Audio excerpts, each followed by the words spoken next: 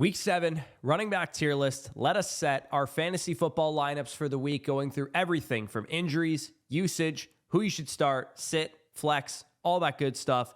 Let's get right into it. Buffalo and Baltimore are on a bye, so that means no Jimmy Cooks and no Derrick Henry, so you should be making other plans in that regard. Not a whole lot of injuries to talk about, but we can go through them. Of course, Bucky Irving of the Tampa Bay Buccaneers still out with his injuries, both his foot and shoulder. It does say a lot that he wasn't placed on IR. It means that he probably could have a chance of playing in week number 8 against the New Orleans Saints, but unfortunately the Bucs do have a bye in week 9, so there's a good chance they would hold him out for another game, especially given how Rachaad White is playing. Fortunate for those of you guys that do have Rachaad White to back up Bucky Irving, or if you just picked up Rachaad White, he should be good to go yet again as the starter. After missing the past 2 games due to injury, Chuba Hubbard is off the injury report and will play on Sunday versus the Jets. Of course, people who were starting Rico Dowdle are maybe a little bit bummed because he was absolutely, literally the best running back in fantasy through the last 2 weeks while Chuba Hubbard has been out with this injury. But we'll see what that workload looks like, and I'll get more into that as I get through the tier list.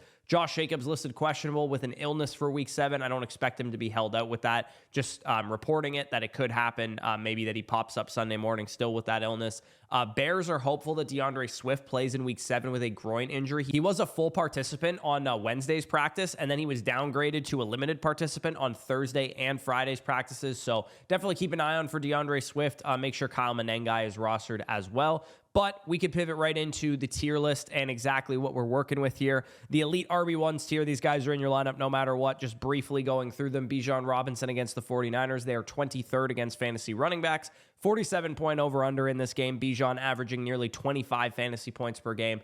Big game incoming, I believe, especially knowing that the 49ers are now without Fred Warner on their defense. Jonathan Taylor against the Chargers, their league average 16th against fantasy running backs, 48.5-point over-under. Most of the steam is on the over in this game. Top 5 pace of play. Jonathan Taylor versus the Chargers is a tough matchup, but he is still JT. Christian McCaffrey, my 3rd-ranked running back versus the Atlanta Falcons. They are one of the best run defenses in football. In fact, they've actually allowed the fewest receiving yards per game in the league to opposing running backs, and that's saying a lot knowing that they've played some good pass-catching guys like Bucky Irving and so on.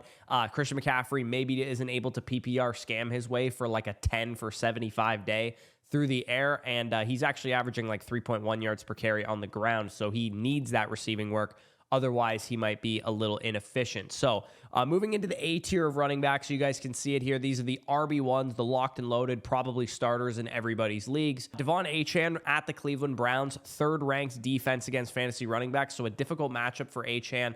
And we have a bad game environment here. Super heavy wind gusts, 50-plus, 60-plus miles per hour. This game probably going to be very run-centric. Lowest over-under on the slate, 38.5 and falling. Not overly exciting for fantasy, but it is, I will say, good for Devon Achane, who check down city, lots of carries. He's also coming off of an elite performance last week versus the Chargers. So there's definitely a lot of good news for Devon Achane in this game. Even if the game is not high scoring, Devon Achane should get a lot of volume and a lot of receiving work. Jahmyr Gibbs, my number 5 running back versus the Buccaneers. They're 17th against fantasy football running backs. Monday Night Football's game will probably be won and lost if Tampa Bay can stop the run against Detroit, because Detroit, if they can run the ball against Tampa Bay, it's probably curtains. David Montgomery as the grinder back will probably have a little bit more of a tougher time finding room versus the Buccaneers' strong run defense up the middle, but Tampa has allowed 55 receiving yards per game to the running back position, which is 3rd most in the NFL, so make sure you buy low on Jahmyr Gibbs now, because I have a feeling he's going to have a big game against us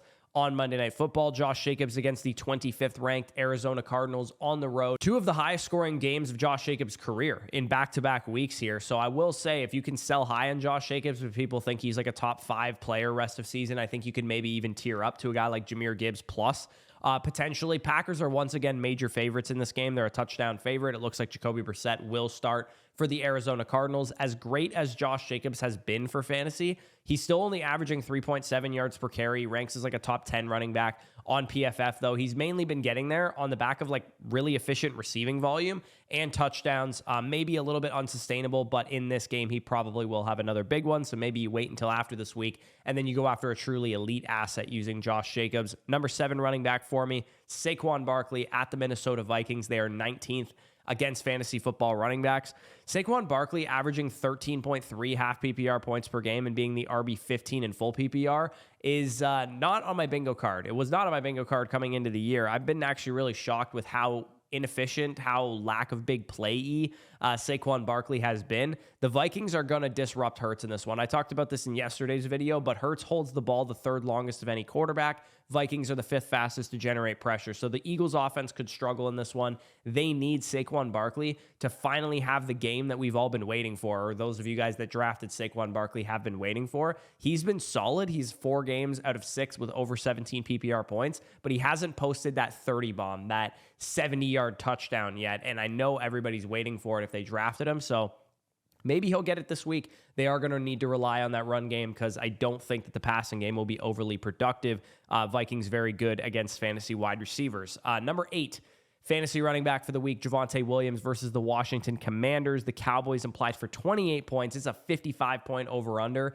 And Javonte Williams, despite setting a season high with 85% of the snaps, no Miles Sanders last week. He's out for the rest of the year. Jaden Blue, pretty much a non-factor for Javonte. He ran into like a buzzsaw Panthers run defense that absolutely just plugged up every possible rushing lane he could have found.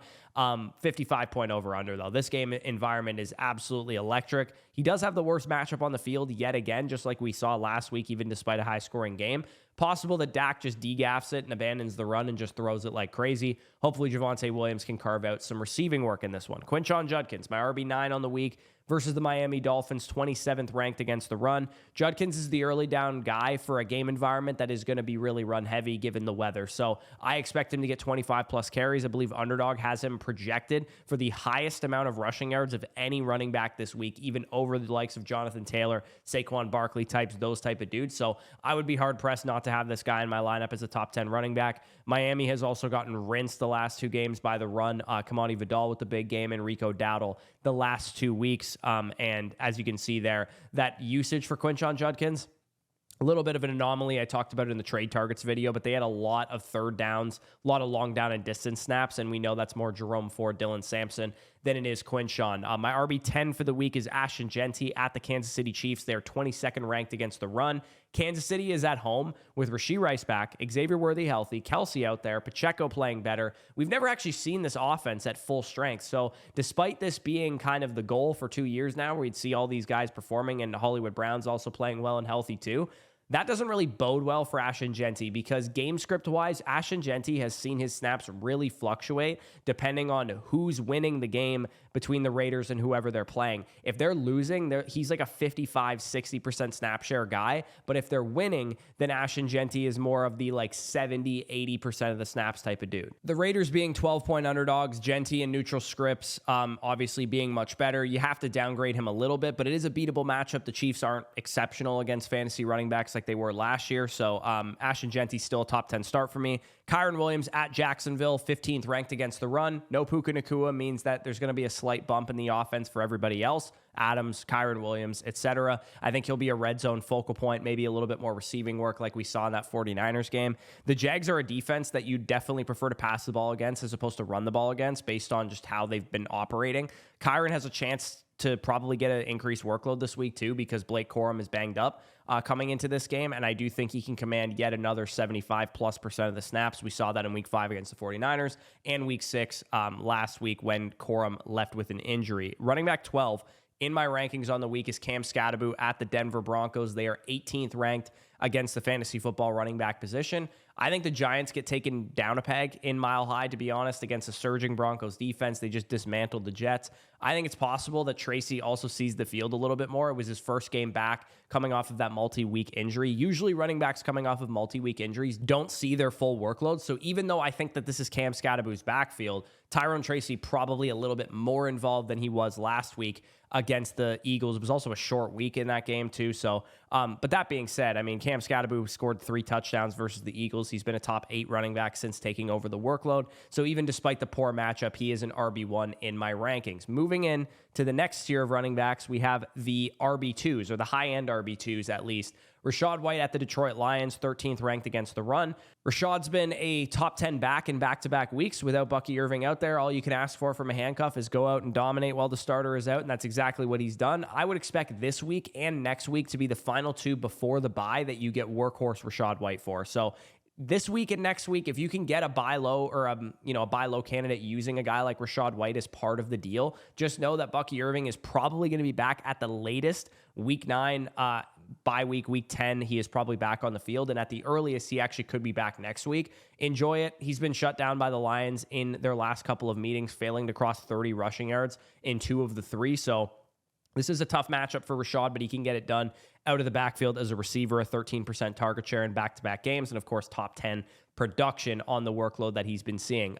Bill Krosky-Merritt, my number 14 ranked running back on the week. Oh, buddy, we got a 55-point over-under in this game, and the Cowboys are 32nd against fantasy football running backs. Terry McLaurin already ruled out. Deebo Samuel may be hobbled coming into this game. He is listed questionable. This game just screams, Bill against the single worst run defense in football. Season high, 67% of the snaps last week. Despite the 2 fumbles, he still was commanding that high of a workload on the ground. Chris Rodriguez is somebody health-wise to monitor, because if he is out for this game, then you definitely feel more comfortable with Ja'Cory Krosky-Merritt getting more snaps, but it does look like I believe he's listed as questionable for this one.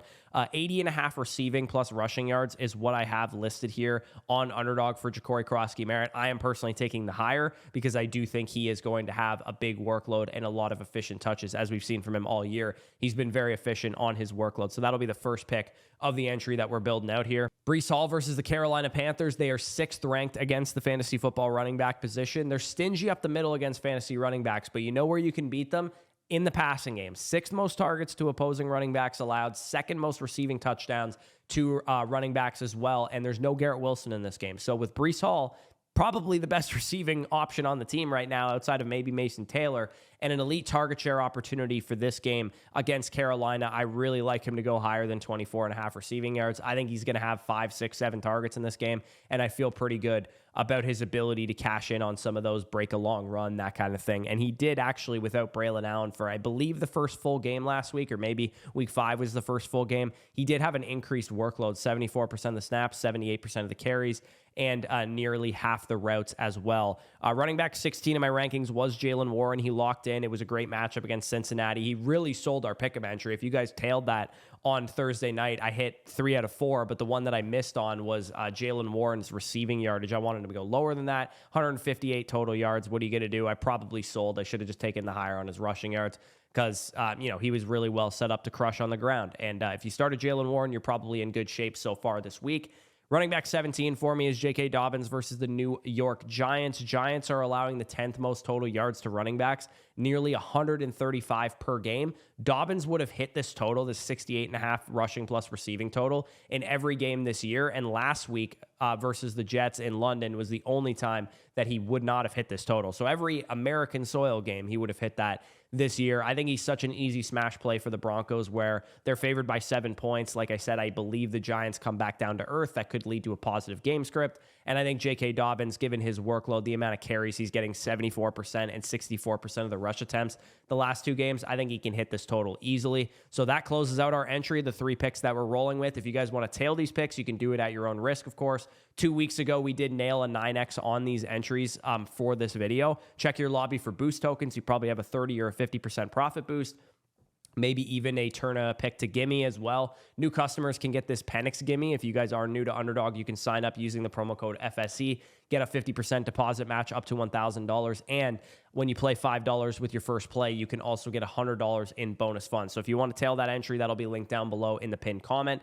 Travis Etienne is my last guy in this tier, my running back 18 in my rankings versus the Los Angeles Rams. They're 4th against fantasy running backs, and it's been 2 down weeks in a row for Travis Etienne, which has really sullied a really hot start to the season for him.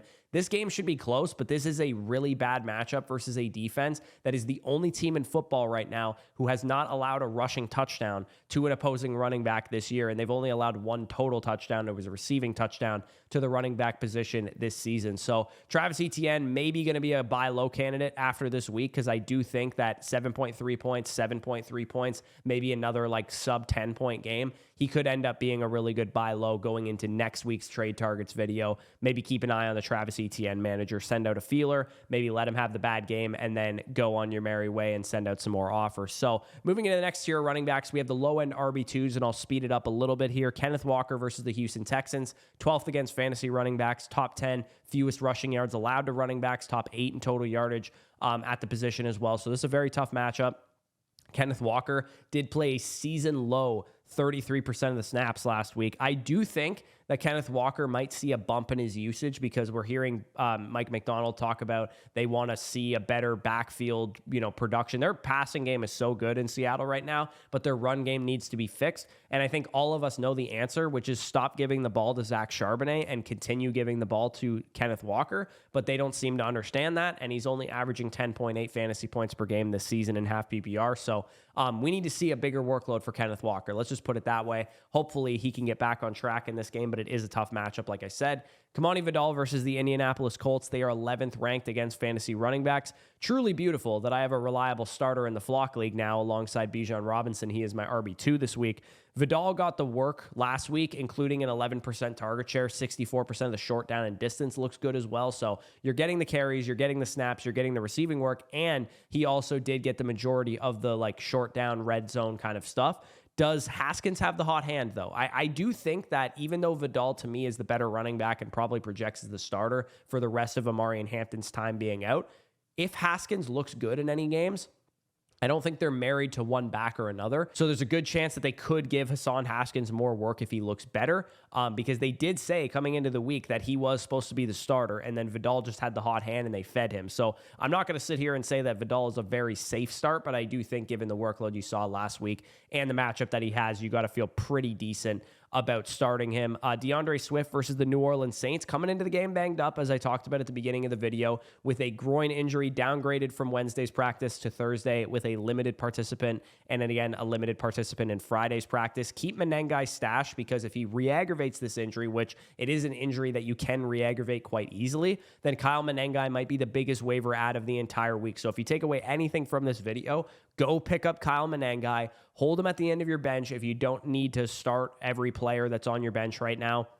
I'm not saying to start him. I'm not saying he's playable. He definitely isn't, as long as DeAndre Swift is going to play, which it looks like he's on pace to. But if he re-aggravates that injury, it could end up putting him on IR or being out for a couple of weeks, and Kyle Menengai would be a very high priority add as a result of that. Running back 22 for me is Chase Brown, who already played versus the Pittsburgh Steelers, 11 for 108 on the ground. Good to see him over 4.5 yards per carry in back-to-back weeks. And this team is constantly throwing the football, and that receiving work is there. 4 targets this past week, even if he wasn't productive on 4 targets. And the major piece of good news is that Joe Flacco is breathing life into this offense to all the fantasy assets. Jamar Chase, of course, with the monster game. T. Higgins with a big game. Jordan Mason, my running back 23 for the week versus the Philadelphia Eagles. They are 21st against fantasy running backs. Mason has been cooking usage-wise, but he's had 2 tougher matchups leading into that bye week, and now this one should be easier for him. So 63% of the snaps, 89% of the rush attempts, 70% of the snaps, and 68% of the rush attempts. That's great volume. He just hasn't really been efficient on said volume, but I think he should be better in this matchup. Running back 24 for me is Rico Dowdle of the Carolina Panthers against the Jets. They are 7th against fantasy football running backs. Much maligned, this Panthers backfield. It's been dissected for a few days now. How are they going to split the touches between Hubbard and Dowdle once Hubbard is back? Well, Hubbard is coming back this week. Dave Canales said Rico deserves more work. Throughout the week and even before this, he has talked about how Rico deserves more work even when Hubbard is back. My estimation for the rest of the season in this backfield is that Chuba Hubbard is a 60% starter, Dowdle a 40% situational back that is used, 10 plus touches per game. But this week, because Hubbard is coming off of a multi-week injury, I do prefer Rico Dowdle, and I do think that this split probably is 60-40 Dowdle for this week. Going into next week, it'll probably be more 60-40 Hubbard. So if I had to start one of them, I would start Dowdle, unless we hear otherwise. Unless we hear that Hubbard is going to be the starter or something Sunday morning, I do think that Dowdle maybe leans toward the guy that you want if you're starting one of these 2 guys, and I'm sure plenty of you guys have both of them on your roster because you might have picked up Dowdle when Hubbard went down. Running back 25 in my rankings is Alvin Kamara at the Chicago Bears, 28th against fantasy running back, so a very good matchup for Kamara. He talked about sipping pina coladas, saying that if they traded him, he would just retire kind of thing. It was a dream of mine for him to get traded because I have Kendre Miller now in the Flock League, but alas, he's still here. He's still the starter. And this Bears defense is quite yikes. So Alvin Kamara, even though he's RB24 in PPR points per game this season at 11.6, it's not been a great season for him so far. Up and down workload. Some weeks it's 70% of the snaps. Some weeks it's 50% of the snaps. A fall off of 2.5 targets per game from last season as well. And we know Kendre Miller has taken away some goal line opportunities, some red zone stuff. So Alvin Kamara, very good matchup for him, but hopefully, for my sake, Kendre Miller continues to eat into his workload. Hopefully not for your sake if you have Alvin Kamara. Running back 26 in my rankings is Isaiah Pacheco, the apple of my eye. You guys know I love Isaiah Pacheco as bad as he's been. Versus the Las Vegas Raiders, they're 20th against fantasy running backs this year. Never has 6.2 half PPR points per game. Felt so good, though. Going into these next couple of weeks, you guys can see that Isaiah Pacheco's workload has been steadily on the rise. 77% of the snaps, 60% of the carries, 76% of the route participation. Plus, now that we have Rashee Rice back on the field, draws more attention away to a now healthy wide receiver core and passing game for Kansas City because you got Rice out there, Worthy out there, Hollywood out there, Kelsey out there. Those guys are going to draw attention. They're going to help move the ball on offense. I like Pacheco to maybe be, a season high performer this week. Like I wouldn't shock me if this is his best game of the year and we feel a lot better about Pacheco going forward after this game than we feel about him right now. They're 12-point home favorites, lots of carries to be taken. It wouldn't shock me if he has his first 15, 20 touch game in this one and maybe gets into the end zone as well. So Isaiah Pacheco, a viable starter. I know he's been bad this year, but he is definitely a viable starter this week. David Montgomery versus the Tampa Bay Buccaneers. The whisperer of David Montgomery, as I've coined myself, no go this week. Tough run defense up the middle. If you do not make your hay as a primary receiving threat with 26% of the routes like Montgomery has, not a good matchup for him. This is a Gibbs game. We allow a lot of running back production out of the backfield, but we do not take kindly to teams trying to run it up the middle, which is what David Montgomery does best. Even though he's been great this year, I think the Buccaneers will have a heavy emphasis on shutting him down. I've already heard Todd Bowles talk about it 75 times this week. So moving into the next tier of running backs, I'll go through these guys pretty rapid fire. The high-end RB3s, Ramondre Stevenson against the Titans, 29th against fantasy running backs. Great matchup. 7-point home road favorites, season high in snap share. The Gibson injury, we thought it was going to benefit Trevion Henderson, but it looks like it's benefiting Ramondre Stevenson. If this is what the workload's going to look like rest of season, I might have to move him up my rankings. 71% of the snaps is a big workload for Ramondre. Running back 29 for me is Chuba Hubbard against the New York Jets. Again, that is a bad matchup. Just a little bit nervous starting Hubbard this week. If you don't have to, I wouldn't, because while I still believe he is the guy that you want long-term in this backfield, it is a multi-week injury that he's coming off of. It wouldn't shock me, like I said, if Chuba Hubbard is more 50-50 snap share with Rico Dowdle or maybe even 40-60 with Rico Dowdle, and that is why I prefer Dowdle because he is coming into the game fully healthy, and he was not the one who was missing time with an injury, plus his confidence is probably at an all-time high right now. Running back 30 in my rankings, Bam Knight versus the Green Bay Packers. Awful matchup. Probably no Kyler Murray. Marvin Harrison is tracking to play, and I believe he has cleared the concussion protocol as of a few minutes ago.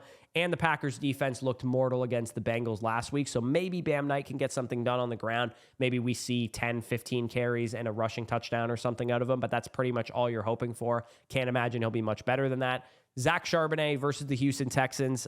They are 12th against fantasy running backs. We know what Charbonnet's role is. It is to piss off Kenneth Walker managers, and that usually means 10 to 15 touches of inefficient play, but maybe he finds the end zone and bails his day out. So if that's what you're looking for, you could, of course, start Charbonnet for that reason. Woody Marks, before the bye in week 4, had a great game, 25.9 fantasy points, started to take over this backfield, but then the next game, they use Nick Chubb a lot more. So we got to figure out what to do with Woody Marks. Coming off of the bye, I would say would be a huge green flag if he does have that week 4 workload again, because post-bye rookie bump and all that kind of stuff. For Woody Marks, it's possible that he gets a little bit more work. The two Titans backs, Tony Pollard and Tajay Spears, because I'm an absolute coward, I rank them back-to-back here.